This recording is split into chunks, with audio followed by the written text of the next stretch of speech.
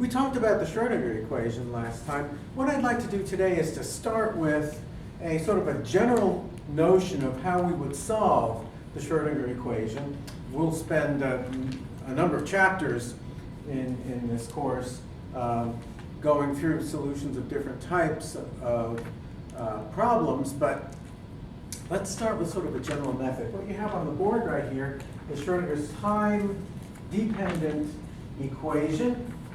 And since the Hamiltonian operator represents energy, observable values as energy eigenvalues, let's write it this way. I can write my Hamiltonian operator operating on ket E sub j, and the eigenvalue equation says it's equal to the eigenvalue E sub j times the ket E sub j.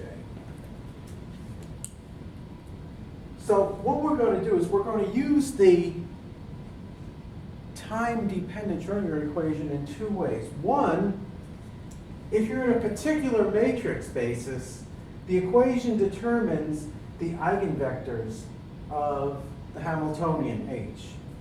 It can also determine the eigenvalues of H as well. Now, suppose we already found the eigenvalues and eigenvectors. Well, we can use the solved time-dependent Schrodinger equation to describe the basis in which we're operating. So remember that the eigenvectors form an orthonormal basis, and we expand the state vector in that basis.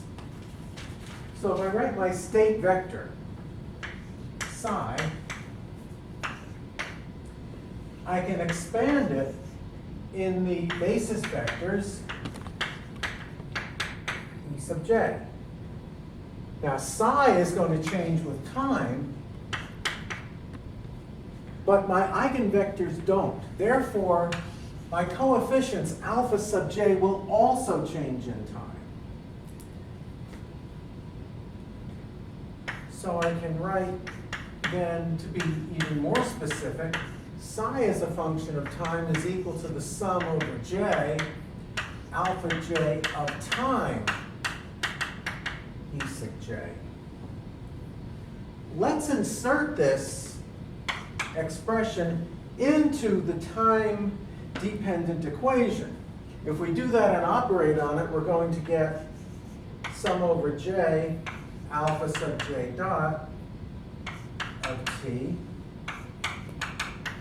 E sub j, is equal to minus I over h bar, Hamiltonian operator, operating on sum over j,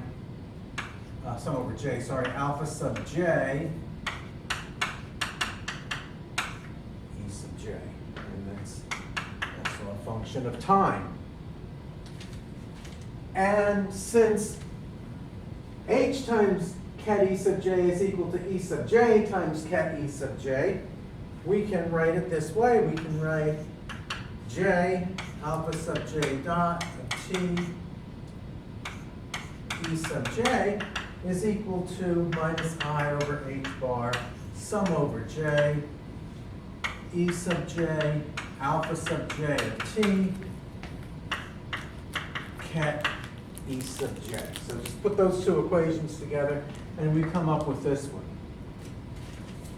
Another way of saying that is just bring it all to one side, sum over j alpha sub j dot of t ket E sub j plus, in fact, let's factor out the ket E sub j, plus I over h bar E sub j alpha sub j of t, all times ket E sub j is equal to 0. Well, for this to work, every coefficient of E sub j has to be 0, since E sub j ket itself isn't 0. So what's inside the brackets had better add up to 0. That being the case, it gives us a really nice looking and simple differential equation. d alpha sub j of t dt is equal to minus I over h bar e sub j alpha sub j of t. Very simple. You separate variables. And of course, what do we get? We get alpha j of t is equal to alpha sub j of 0 e to the minus I times e sub j t over h bar. So this is how the coefficients change in time.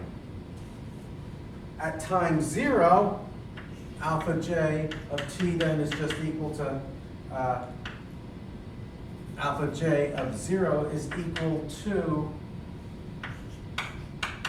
E0 times psi at t equals 0.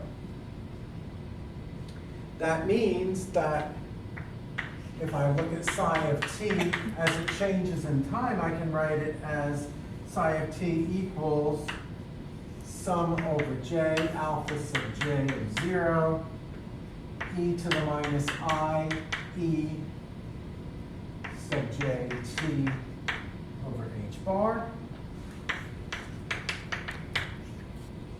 ket e sub j.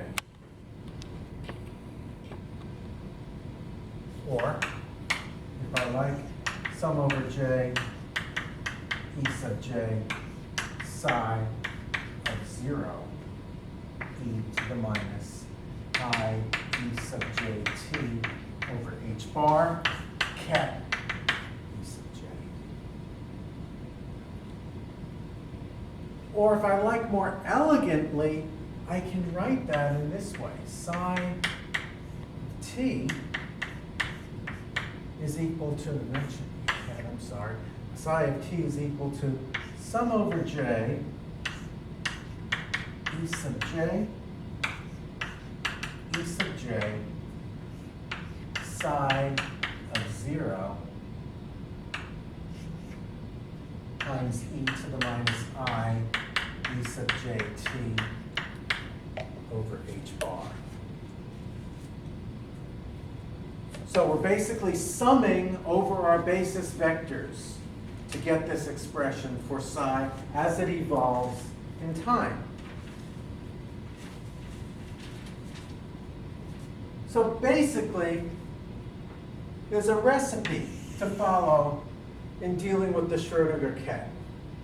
First, I need to derive or look up or guess at the Hamiltonian. Secondly, I prepare an initial state psi of 0. Thirdly, I find the eigenvalues and eigenvectors solving the time-independent equation, that is to say, solve h e sub j equals e sub j e sub j. 4, use the initial state vector psi of 0, and along with the eigenvalues and eigenvectors to calculate alpha sub j of 0.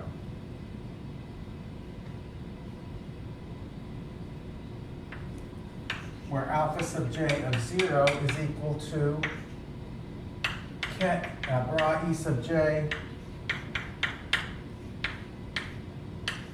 psi of 0. 5, rewrite psi of 0 in terms of the eigenvectors e sub j and coefficients, so I can write that psi of 0 is equal to sum over j alpha sub j of 0 e sub j.